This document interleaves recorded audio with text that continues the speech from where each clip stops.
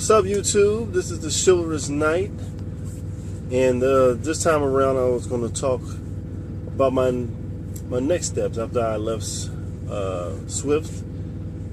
I left Swift Transportation. Let's see, the last thing I was doing there was the flatbed slash van dedicated account, and I was making good money on the flatbed account, doing all that tarping and whatnot, and the multi stops and all that.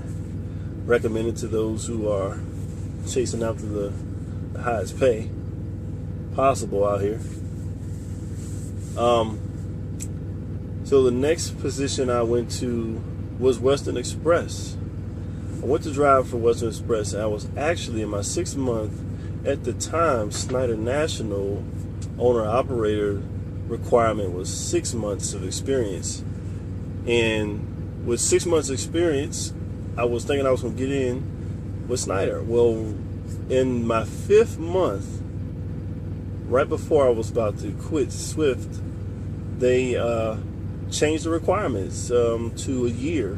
So I was like, I'm not waiting 6 more months driving as a company driver. So I was like, let me find somewhere else to go. So I heard of this company called Quality Leasing. And you'll hear about Quality Leasing when you become a truck driver. Everybody knows about Quality Leasing.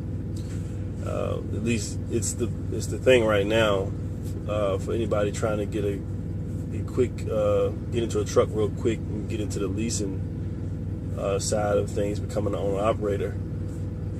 And basically with Quality, they give you a truck as long as you're driving for one of their partner companies, which is any carrier that they already have pre-arrangements with that will hire you. If they hire you as an owner operator, then Quality will give you a truck and finance the payments for the lease.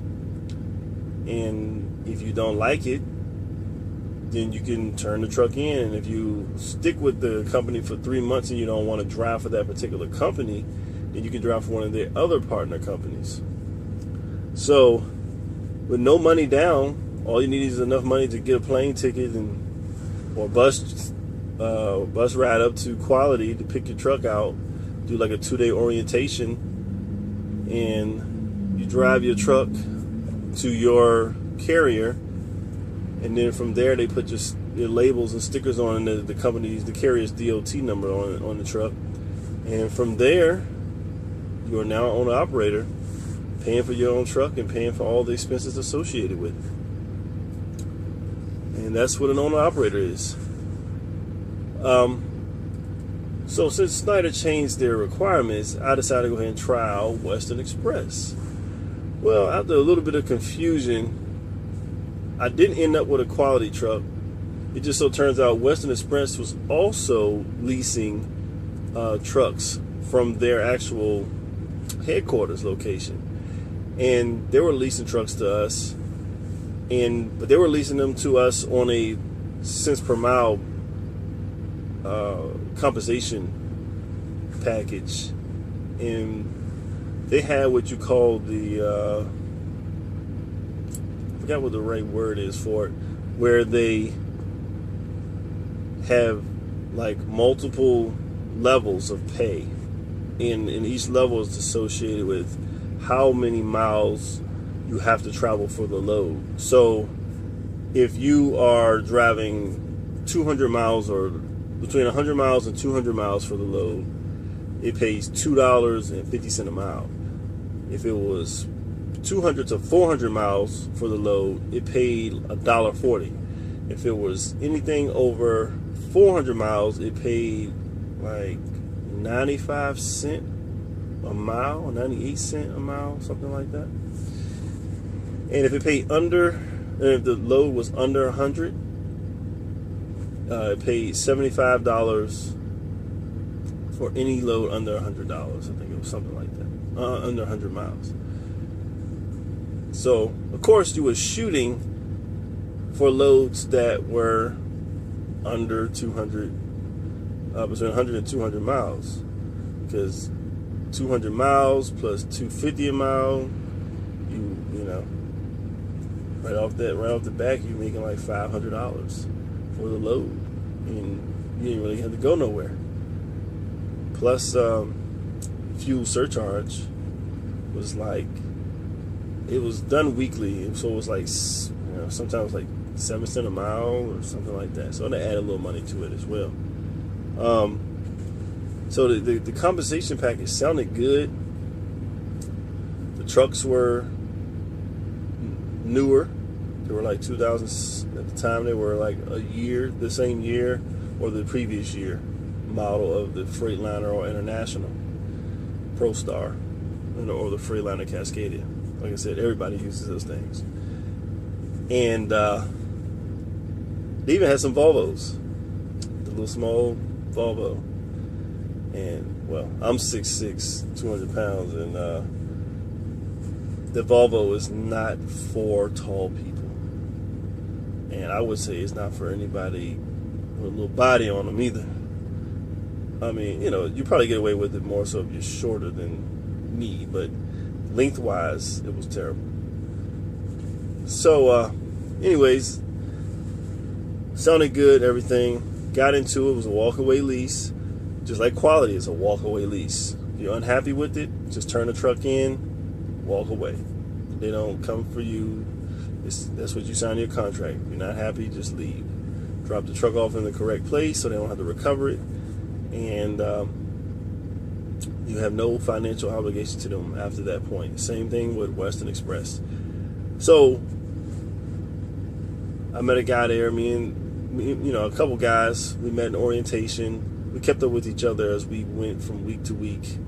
One guy quit after a month. I quit like 6 or 7 weeks later. We walked away.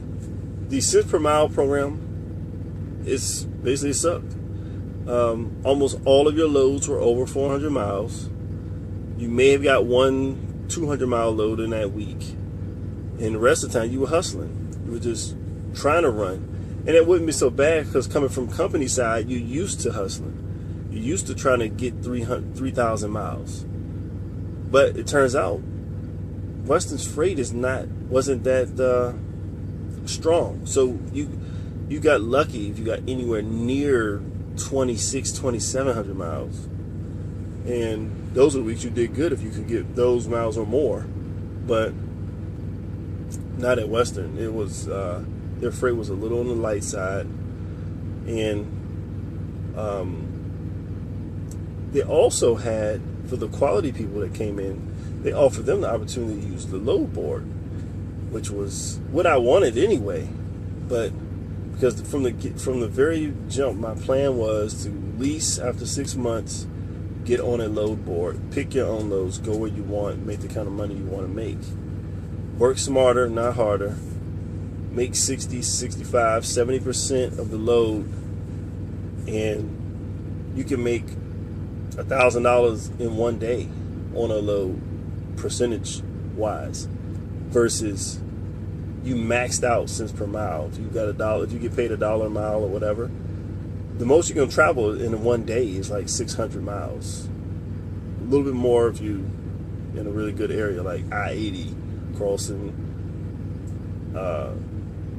Nebraska and Wyoming and all that. You got plenty of straight, flat, well, I ain't gonna say flat, but you got plenty of straight miles you can travel in one day. You can do about 700 almost. But yeah, so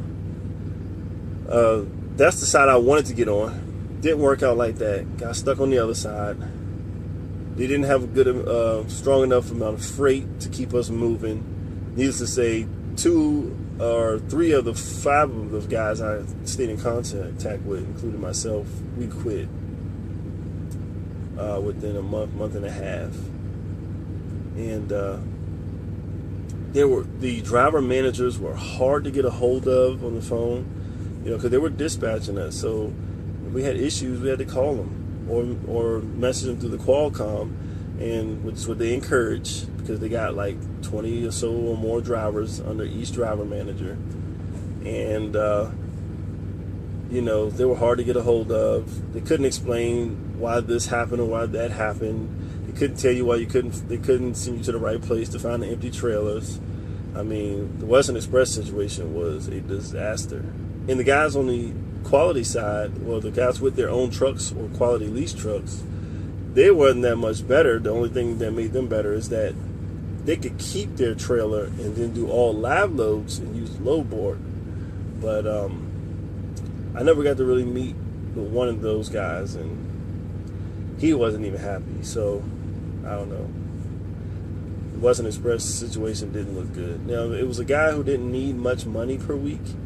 He was okay with the light loads. With the loads not being,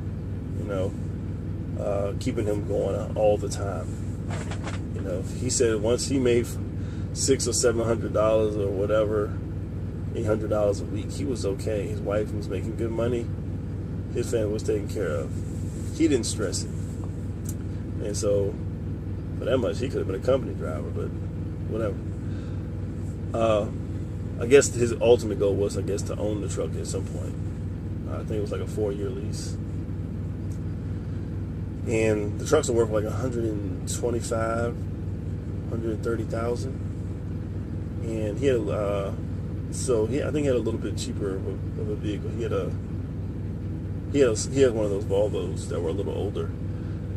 But I guess ultimately he wanted to own the truck. And you stick it out, then you don't have no truck payment in the end, then I guess you'll make more money until the truck breaks down. And then I guess that's when it's time to get something else. So anyways, that was my Western Express experience. And then from there, I moved on to CRST. Boy, oh boy, now let me tell you what happened there. That's when I learned how crooked or how bad of liars recruiters can be. That situation was a disaster. But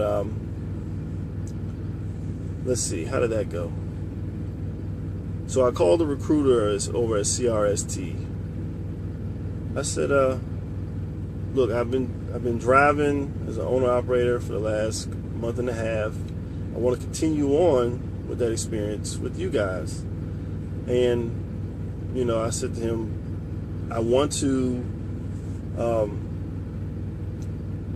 at least, since we can't pick loads there, to at least be on long runs, or basically just get a lot of miles. I need 3,000 miles a week is basically what I told him. I need to keep rolling. I need to stay busy. So he said, oh yeah, we got that. Our average load length is 900 miles. I'm like, okay, cool. Now at this point, I didn't know CRST was a teaming company, but he never really mentioned that. So I was like, yeah, I just want to get a truck, drive on my own. How much does the truck cost? So it's like, oh, it's $350 a week plus the maintenance is like 12 cents a mile. It's like 12 cents a mile. Dang, that's pretty daggone high. But okay, I'll give it a try.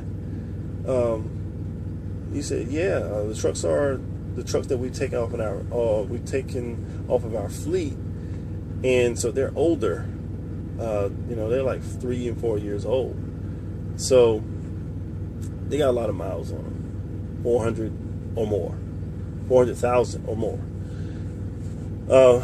So I got told all those nice things. I can drive solo. I can drive as many miles as I like, the long, lengthy hauls, and I can go home in a couple weeks if I want to, though they want me to stay out longer and all these things. And I said, okay, well, this doesn't sound bad. Got there, got to orientation.